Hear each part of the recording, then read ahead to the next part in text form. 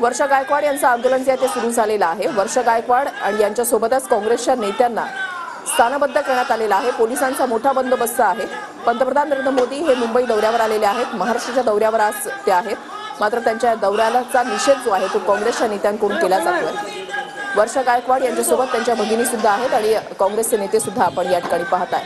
आज सकाळपासूनच मुंबई काँग्रेसच्या अध्यक्ष वर्षा गायकवाड यांच्या निवासस्थानी पोलिसांचा मोठा बंदोबस्त जो आहे तो पाहायला मिळालेला होता आणि आता वर्षा गायकवाड या आपल्या इमारतीच्या खालती ठिय्या आंदोलनाला बसलेले असल्याचं आपल्याला पाहायला मिळत आहे। आज पंतप्रधान नरेंद्र मोदी यांचा दौरा जो आहे तो मुंबईमध्ये नियोजित होता। मुंबईमधल्या बीकेसी इथल्या जिओ वर्ल्ड कन्व्हेन्शन सेंटरमध्ये पंतप्रधान नरेंद्र मोदी यांचा दौरा होता आणि या दौऱ्याच्या निमित्ताने त्यांना विरोध करण्याच्या संदर्भातला आंदोलनाची परवानगी जी आहे ती मुंबई काँग्रेस अध्यक्ष असलेल्या वर्षा गायकवाड यांनी मुंबई पोलिसांकडून मागितलेली होती, परंतु मुंबई पोलिसांनी ती आंदोलनाची परवानगी जी आहे ती नाकारली होती आणि त्यांना काल नोटीस सुद्धा दिलेली होती आणि आज सकाळीच मुंबई पोलिसांनी वर्षा गायकवाड यांना स्थानबद्ध केलेलं होतं आणि मुंबईमधल्या इतर विविध काँग्रेसच्या नेत्यांना कार्यकर्त्यांना पोलिसांनी जे आहेत ते ताब्यात घेतलेलं असल्याचं सध्या आपल्याला पाहायला मिळतात। काँग्रेसचे आमदार असलम शेख असतील, अमीन पटेल असतील, भाई जगताप असतील, त्याचसोबतच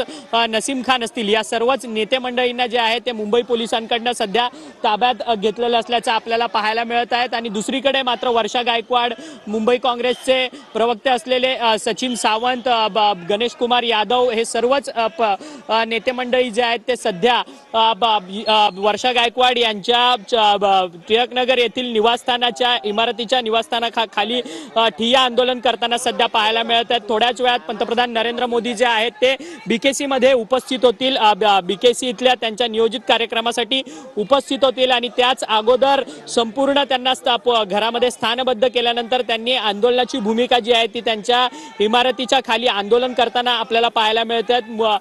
वर्षा गायकवाड यांच्या निवासस्थानाबाहेर पोलिसांचा मोठा बंदोबस्त जो आहे तो सध्या आपल्याला पाहायला मिळत आहे। त्यांच्या इमारतीच्या आजूबाजूची